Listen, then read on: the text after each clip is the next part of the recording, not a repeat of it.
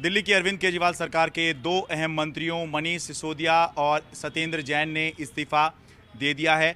मनीष सिसोदिया ने जो अपना इस्तीफा भेजा है उसमें कहा गया है कि मुझ पर झूठे आरोप लगाए गए, बेबुनियाद आरोप लगाए गए और ये जो आरोप हैं ये झूठे हैं, ये मैं जानता हूँ या मेरा भगवान जानता है, लेकिन इनका निशाना मैं नहीं हूँ, अरविंद केजरीवाल हैं।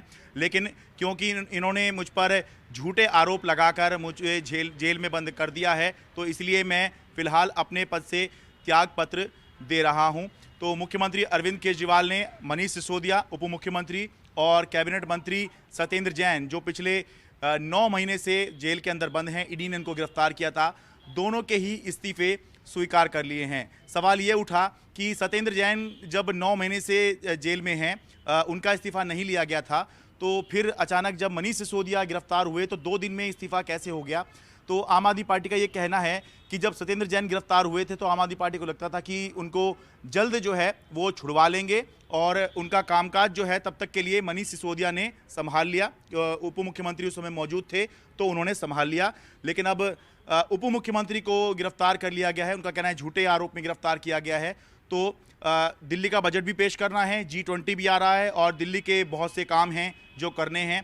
ऐसे में दोनों मंत्रियों ने अपना इस्तीफा दिया है।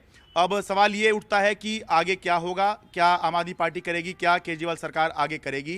तो 2 जगह खाली हुई हैं दिल्ली की केजरीवाल सरकार में, तो 2 नए मंत्री तो बनेंगे ये ज़रूर कहा जा रहा है, लेकिन ये जो नए चेहरे हैं ये अभी नहीं आएंगे, एकदम से नहीं आएंगे, इनको आने में थोड़ा समय लगेगा। और तब तक के लिए दिल्ली के उप मुख्यमंत्री मनीष सिसोदिया, जो दिल्ली सरकार के कुल 33 में से 18 विभाग संभाल रहे थे, अब 2 मंत्रियों कैलाश गहलोत और राजकुमार आनंद, इन 2 मंत्रियों को इनके जो मंत्रालय हैं, यानी इनके जो मनीष सिसोदिया के जो विभाग 18 विभाग वो संभाल रहे थे, वो जो 18 विभाग हैं कैलाश गहलोत और राजकुमार आनंद के बीच में बांट दिए जाएंगे। और ये अटकल लग रही है, ये चर्चा चल रही है कि संभव है कि दिल्ली का जो अगला बजट होगा वो कैलाश गहलोत पेश करें, जो परिवहन और राजस्व विभाग पहले से ही संभाल रहे हैं और मंत्री के तौर पर अब उनको काफ़ी अनुभव हो गया है। 2017 से वो मंत्री हैं,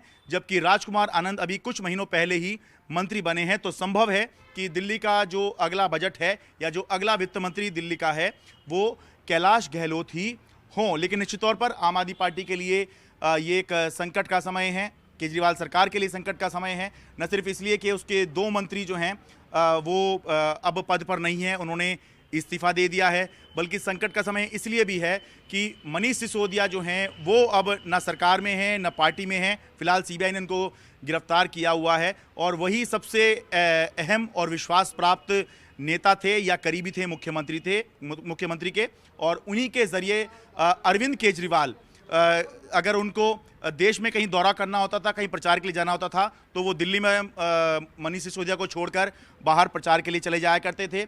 या अगर सरकार के स्तर पर भी उनको कुछ काम करवाना होता था तो मनीष सिसोदिया को उन्होंने डिप्टी चीफ मिनिस्टर इसीलिए बनाया था ताकि जो काम वो नहीं कर सकते, मंत्री नहीं कर सकते, या अरविंद केजरीवाल की मौजूदगी के बिना भी कहीं काम चल सके, तो डिप्टी चीफ मिनिस्टर यानी कि मंत्रियों से ऊपर का एक दर्जा जो है वो मनीष सिसोदिया को दिलवाया गया था। तो अभी फ़िलहाल कोई एकदम से नया मंत्री दिल्ली के अंदर नहीं बनेगा, 2 नए चेहरे ज़रूर आएंगे, उनमें थोड़ा समय लगेगा। और तब तक के लिए जो सारा कामकाज है या सारे विभाग हैं वो राजकुमार आनंद, कैलाश गहलोत, ये 2 मंत्री हैं, इनके बीच में बांटे जाएंगे और इस तरह से केजरीवाल सरकार चलाने की कोशिश की जाएगी। दिल्ली से अपने कैमरा सहयोगी गौरी प्रसाद के साथ मैं शरद शर्मा, NDTV मीडिया।